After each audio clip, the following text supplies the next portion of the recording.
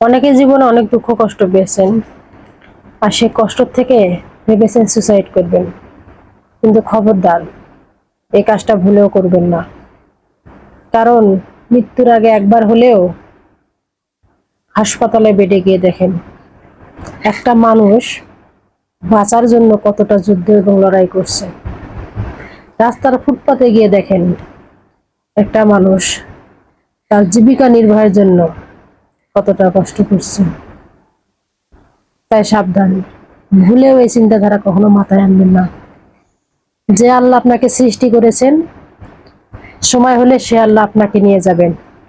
হয়তো বেঁচে থাকতে অনেক কষ্ট হবে, কিন্তু তার মানে এই নয় যে আপনাকে সুসাইড করতে হবে। জীবন মানে সংগ্রাম, জীবন মানে যুদ্ধ। যতদিন বাঁচবেন দুঃখ কষ্ট আর যুদ্ধ করে বাঁচতে হবে। তো নিজেকে শক্ত করুন, মনকে শক্ত করুন, ইনশাআল্লাহ সত্যের একদিন জয় হবে।